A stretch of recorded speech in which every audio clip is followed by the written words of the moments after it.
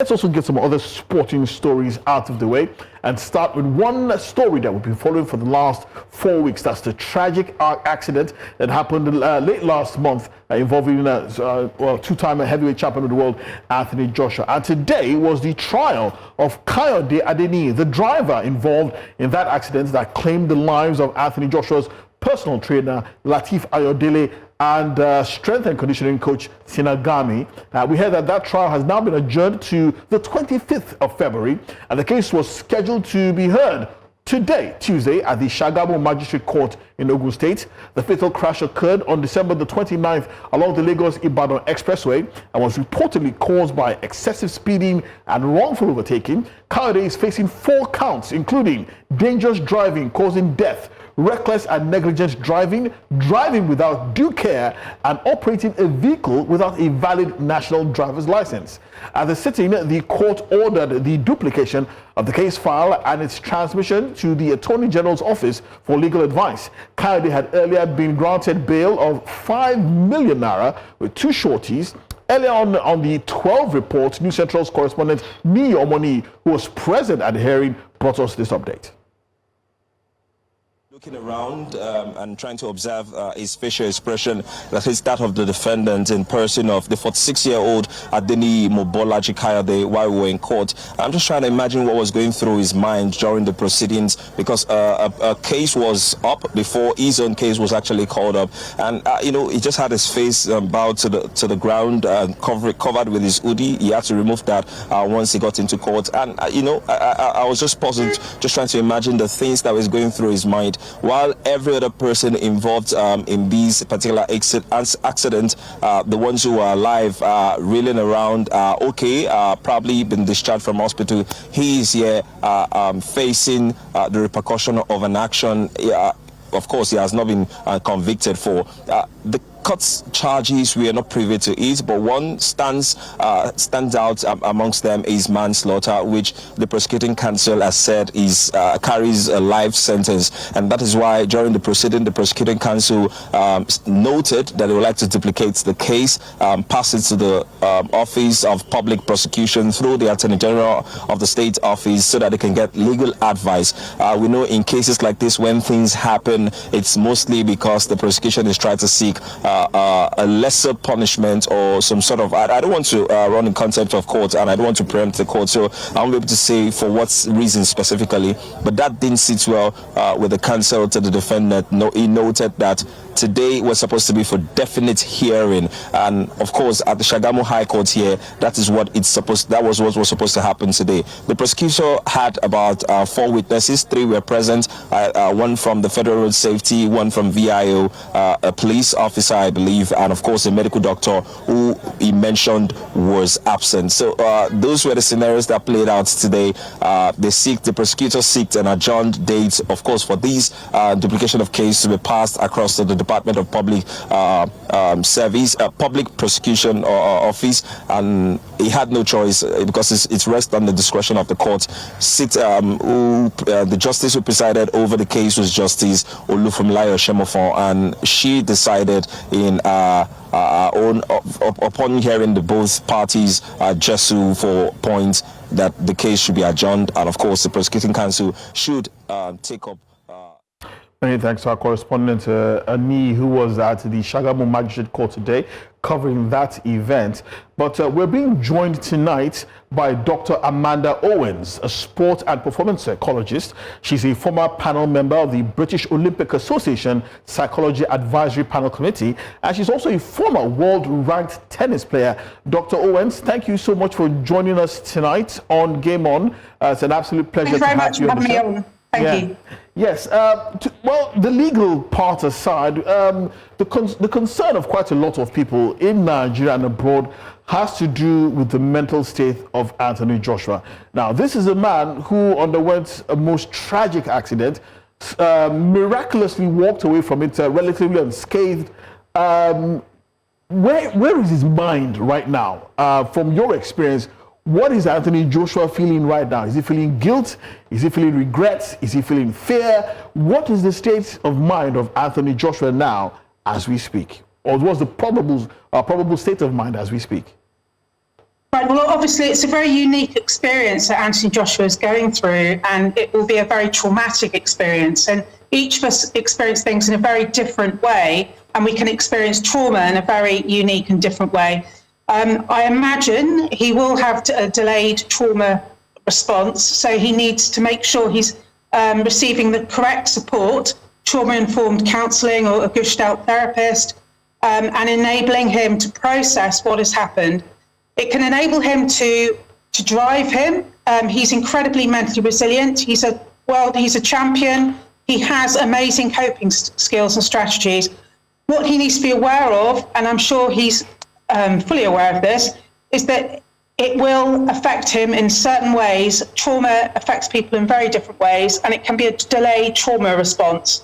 One hopes that he will receive the correct trauma-informed counselling and use his coping strategies and his positive memories of him and his coping strategies in the right way. And it can help to drive him, but it's an absolutely awful, tragic, terrible, terrible incident, and he's very lucky to be alive.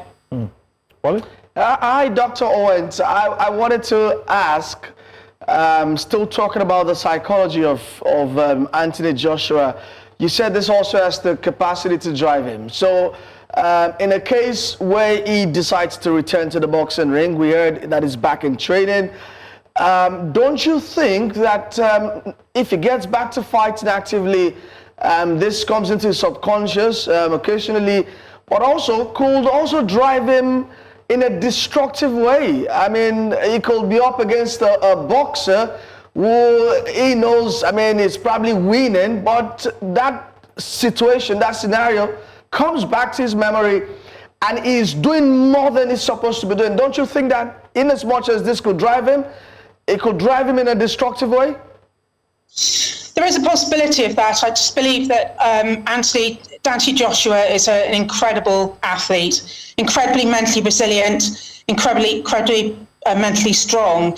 He has learned coping strategies. He can learn to put this and process it in the right way, as long as he seeks the right help. And this is the really important thing here, is making sure that he's getting and receiving the correct psychological support, whether that's trauma-informed. But I believe that he can use this in a correct way. We have a plethora of evidence as sports psychologists and psychologists that actually adversity can enable athletes to drive them, as long as it's processed and channeled in the right way. And that's through the proper support and processing. And yes, it can have a destructive influence. I don't believe this will happen with Anthony Joshua. He's a fine man that he needs to work through this and process it.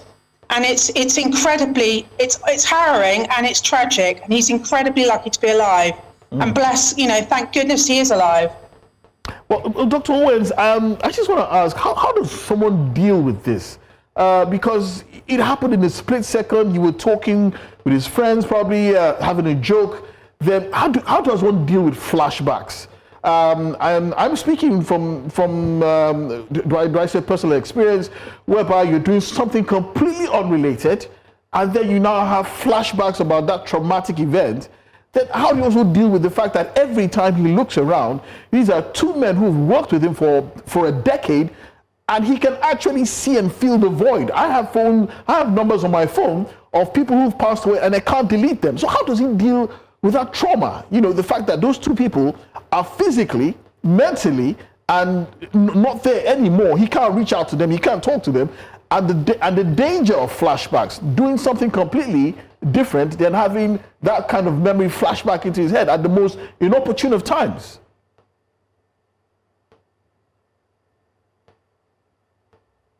Hello, Dr. Owens, can you hear me?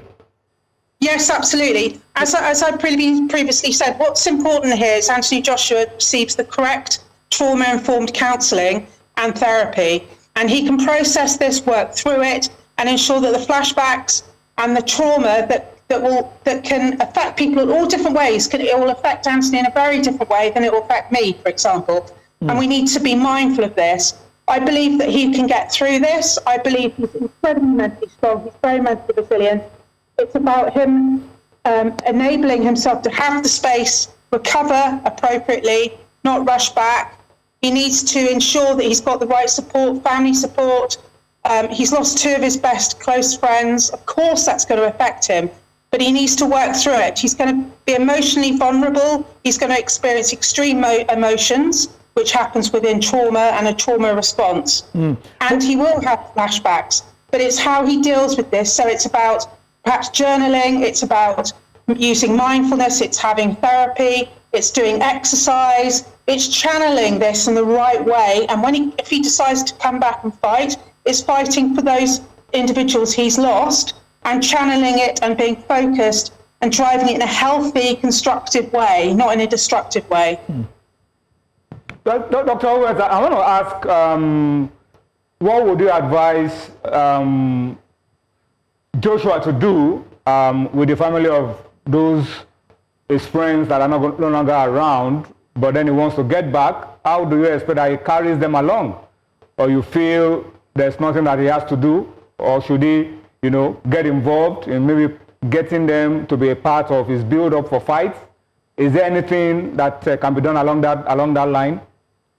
Yes, absolutely. It depends on Anthony. It's Anthony's prerogative here and how he deals with this trauma. And of course he can get them involved. And maybe that will be helpful for him. We're all different here. So it's about what is helpful and positive for him. And maybe reaching out and helping others can actually enable him to channel this and channel his emotions, which will be raw and it will affect him in a very extreme way. But he's a champion, as we know. He's highly trained. He's highly resilient. So he's got to apply these skills he's learned within professional boxing in his personal life. And we know Anthony Joshua is an incredibly resilient, balanced, grounded gentleman. And yes, I think perhaps if he reaches out, it can help. It's not about overburdening him. It's about enabling him to process this and have the right support and speak to this in the right way. Well, Dr. Owens, on your screen, you can see videos of Anthony Joshua back in training, nothing heavy, but just doing some rudimentary training, some of the things you are expecting to keep. Do you agree with this? Because there are those who are saying he probably should be curled up in a cage, going through the sorrow, but there are those who are also agreeing that, yes, this is exactly what he should be doing, getting back out there, trying to get back to do I say regular familiar surroundings, getting back into routine. Now, this is the best way to help an athlete like Anthony Joshua. Do you agree with this? Yes, I do, absolutely. Routine is critical, structure is critical, and doing things he enjoys. So training, refocusing the mind, doing physical exercise, absolutely get back to training. He needs structure, he needs routine. And in the military, that's what, the trauma-informed and resilience training, it's about support, routine, structure, and training. And yes, processing and talking to people. But Anthony Joshua is a unique, highly successful, fantastic athlete. And he's doing all the right things. This will help. He needs to get back to training, which he's doing. He needs the structure, routine. He needs the support. He needs to be able to mentally focus and compartmentalize and put it so he's healthily dealing with it, and then get the psychological support and trauma therapy. But he's doing all the right things. And yes, this is great. This is a healthy way to deal with trauma. Well, we'll be speaking with Dr. Amanda Owens, a sports and performance psychologist, also a former panel member of the British Olympic Association Psychology Advisory Panel Committee, and also a former world-ranked tennis player. Dr. Owens, thank you so much for your time. It's been an absolute pleasure.